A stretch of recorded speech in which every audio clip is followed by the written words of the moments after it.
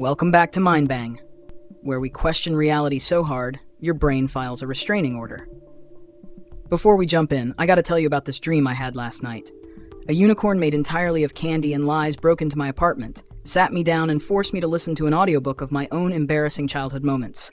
Then it stole my Wi-Fi password and vanished. Not sure what my subconscious is trying to tell me, but I'm scared to sleep now. Anyway, let's talk about something even wilder. Severance Season 2 just ended, and I'm not okay. If you thought this show couldn't get any more existentially terrifying, buckle up, because we need to talk about the ethics of dreaming, and whether or not we're actually torturing ourselves every single night. No, really. What if we're the Innies? Severance gave us the ultimate nightmare fuel, a world where people have two completely separate identities, one for work and one for personal life. The problem? The work version of you, your Innie, never gets to leave. They exist in an eternal cycle of fluorescent lighting and passive-aggressive emails. Now, let's apply that to sleeping and dreaming. Think about it. When we wake up, we just assume our dream self, our nighttime Innie, had a good time. But what if they didn't? What if we're actually trapping an entire version of ourselves in some weird, chaotic dream world with no escape? Like, sure, sometimes dream you gets to fly or kiss your celebrity crush. But what about the stress nightmares? The ones where you show up to work naked, or your teeth crumble like a stale cookie, or you're back in high school but suddenly have a final exam for a class you swear you never took. What if dream you never gets a break because your waking self is too busy stress-eating spicy chips and doom-scrolling at 3 a.m.? Is dreaming just corporate severance? Think about how much time we spend asleep. A third of our lives. That means that a full third of your existence belongs to Dream You. And if Dream You is trapped in some bizarre, anxiety-riddled hellscape while you go about your day thinking everything's fine, you're basically the Outie who put your Innie through corporate torture. Congrats, you're Lumen Industries. And let's not forget about the weird gaps in memory. Your dream self might go through hours of terrifying nonsense, only for your Outie to wake up and forget everything, like a goldfish on NyQuil. What if Dream You is out there trying to send messages, desperate to communicate, and every morning you just roll over and go, weird dream. Anyway, time for coffee. You ever wake up tired after a full night of sleep? That's Dream You crying for help. What if dreams are actually a form of labor? This is where it gets even worse. What if our dreams aren't just nonsense, but actual work that our brains are doing? Processing memories, running simulations, literally reorganizing our minds like a dystopian office job. Like, what if your brain clocks in at night, and Dream You is stuck doing unpaid emotional labor, while your Outie is snoring away?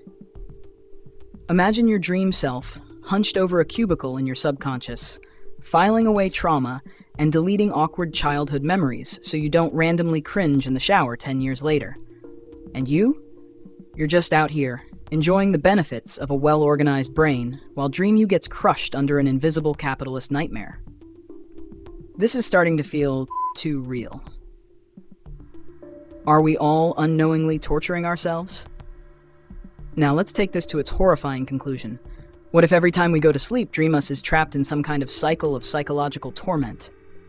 The nightmares, pure suffering. The weird fever dreams where everything is melting, unhinged horror. The dreams that feel real but then get ripped away when we wake up, emotional whiplash. If dreams were just random nonsense, fine. But if Dream You is actually a conscious entity stuck in that world while you sleep, that's straight up psychological horror. And worst of all, they can't even tell you what's happening to them, because you forget everything as soon as you wake up. I mean, imagine if every morning you woke up in a new location with no memory of how you got there, but you knew you had just been through something insane. That's what we do to Dream Us, every single night. How do we free our dream selves? Okay, so if we're all basically Outies torturing our own Innies, how do we fix this? How do we make sure Dream Us isn't suffering while we're busy watching TikToks and eating microwave nachos? A few ideas. 1. Lucid dreaming. If you can become aware inside your dreams, you can take control and stop whatever weird psychological Hunger Games your subconscious is running. 2. Better sleep hygiene. If you go to bed stressed and anxious, Dream You is going to have a bad time. Maybe try meditating instead of binge-watching true crime until 2 a.m. 3. Writing down your dreams. The more attention you give Dream You, the more you start to notice patterns. And if something seems off, like if your dreams always feel hostile, maybe that's a sign your subconscious is crying for help. 4. Apologizing to Dream You. It can't hurt. Next time you wake up feeling groggy and weird, maybe just say, "Hey, sorry buddy, I know last night was rough, I'll try to do better." Final thoughts. Look, Severance was supposed to be a fun little dystopian workplace horror, and instead it's got me questioning whether I've been unknowingly tormenting myself my entire life. So thanks for that, Dan Erickson. My therapist will be sending you an invoice. But seriously, if we're all living a real-life version of Severance every time we sleep, then maybe it's time we start paying attention to our own dream innies. Because what if they're trying to tell us something? Anyway, that's enough existential horror for one video. Like, subscribe, and share, or Dream You is going to file a complaint. And trust me, you do not want to be on their bad side. See you next time on Mindbang.